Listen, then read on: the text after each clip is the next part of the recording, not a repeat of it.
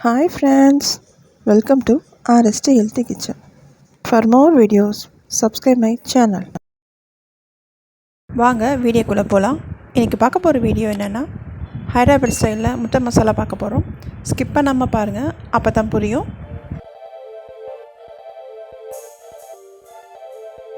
இதுக்கு ஒரு மசாலா அரைக்கணும். அதுக்கு ஒரு வெங்காயம், கொஞ்சமாக புதினா, இதில் நம்ம பச்சை மிளகாவும் சேர்த்து அரைக்கலாம். நான் பச்சை மிளகாய் யூஸ் பண்ணல.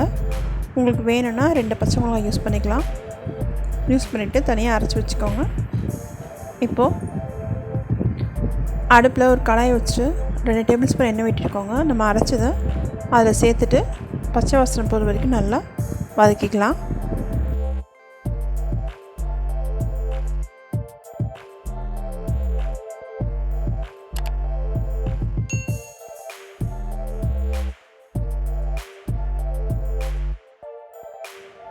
இப்போ நல்லா வதங்கிடுச்சு.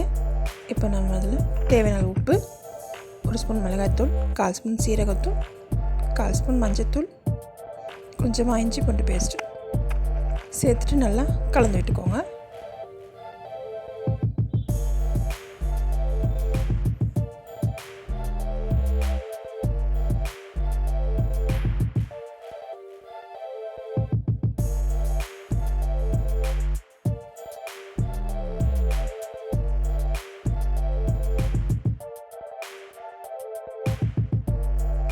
பச்சை வாசனைலாம் போனவுடனே நம்ம 2 டேபிள் ஸ்பூன் தயிர் சேர்த்துட்டு நல்லா கலந்து விட்டுக்கோங்க.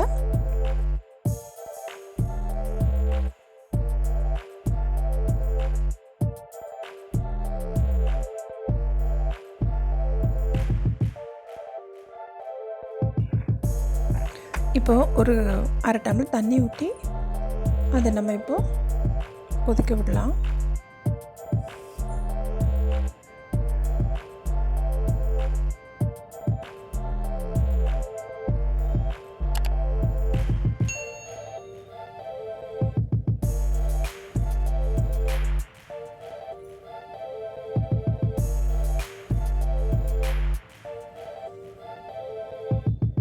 இப்போ நல்லா கொதிக்குது.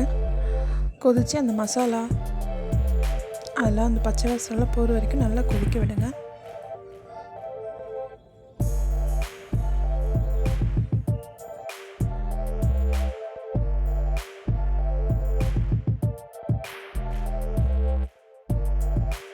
இப்போ நல்லா கொதிச்சிடுச்சு. இப்போ நம்ம ஒரு 1/4 டம்ளர் பால், காய்ச்சி ஆற வச்ச பாலை நம்ம சேர்த்துக்கலாம். சேர்த்துட்டு நல்லா கலந்து விட்டுக்கோங்க. கலந்துட்டு ஒரு 2 நிமிஷம் கொதிக்கட்டும்.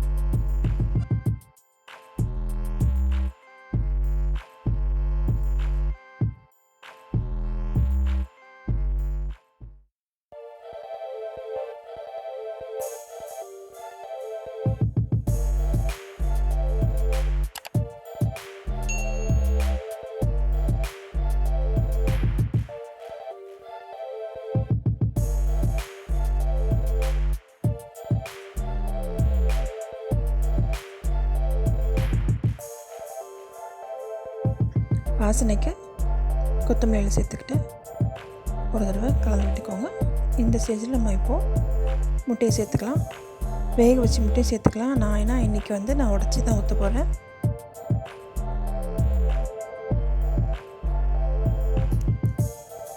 நாலு முட்டையை உடச்சி ஊற்றிக்கலாம்.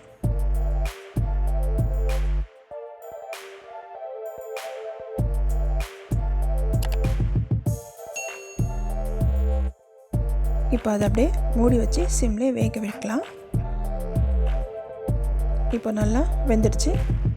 இப்போ அதை நம்ம பொறுமையாக உடையாமல் திருப்பி போடலாம்.